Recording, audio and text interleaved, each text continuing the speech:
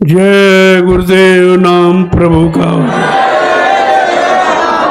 देखो ये नाम प्रभु का है, न मेरा है न आपका, न किसी साधु संत महात्मा का, प्रभु का नाम। और आपके शास्त्रों ने भी कहा कि गुरु ब्रह्मा गुरु विष्णु गुरुदेव महेश्वरा गुरु साक्षात परब्रह्म तस्मै श्री गुरुवे नमः।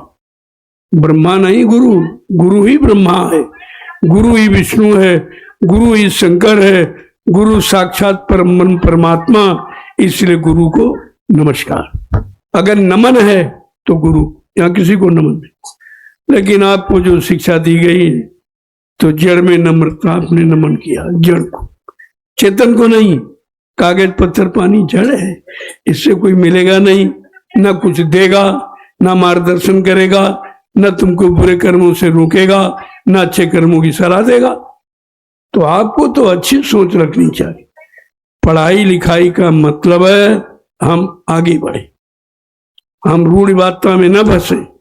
जहां तीन तीन युगों से लोग फंसे हैं, मैंने सबसे पूछा, जगत गुरु शंकराचार्य से पूछा, आप इतनी पूजा करते हो, जिसकी पूजा की वो मिला कभी? कहते नहीं मिला। तुमने फिर पूजा का मतलब क्या?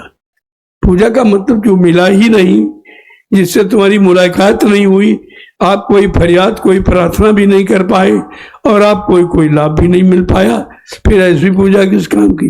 पूजा करो चेतन की, जिंदे की।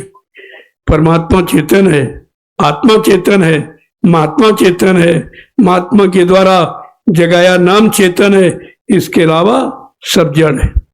गोस्वामी महाराज ने इसलिए लिखा कि जड़ चेतन ग्रंथ पड़ गई, यद्यप मरखा छूटत कर गई, कि जड़ चेतन की गांठ लगा दी काल माया ने भटकाने भरमाने के लिए।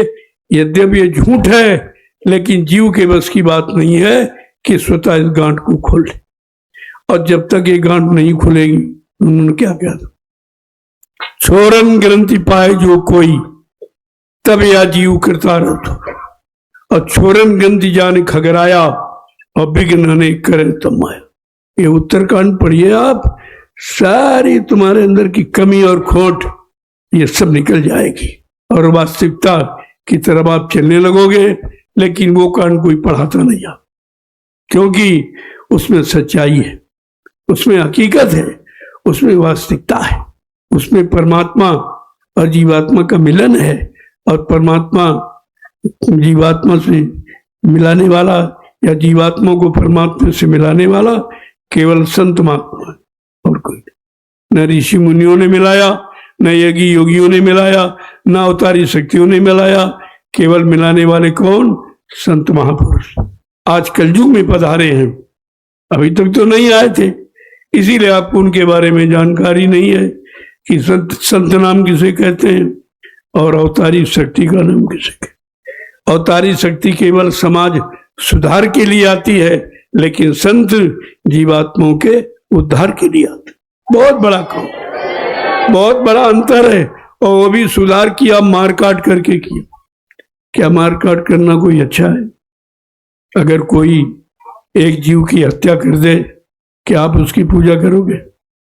क्या उसको देखना चाहोगे? और जिसने करोड़ों मारे उसकी तो पूजा करते हो। ये भी नहीं किसी ने बताया कि राम कृष्ण दो जग में आए, काल धरे अवतार, और संत मता इनहू नहीं जानो, रहे काल के गार, तासे त्यागो कृष्ण द्वार। जिन्होंने अपनी मौत नहीं बचाई, तुम्हारी क्या बचाई? बैलिए में बाण मारा, मर गए। राम ने प्रायश्चित किया कि हमारा एक प्रतिद्वंदी रावण था, लेकिन मैंने करोड़ों को मारा, बड़ा गलत किया। अंत में इसी प्रायश्चित को लेकर सरजू में डूब के मर गए। ये आत्महत्या है। आत्महत्या करने वाला क्या पार होता है? क्या पुण्यात्मा ही है? लेकिन नहीं आपको बताया किसी ने, सबने भ्रमित किया। तब संतों को आना पड़ा कि अगर ये हकीकत नहीं बताई जाएगी तो जीव बेचारा इसी में फंसा रहेगा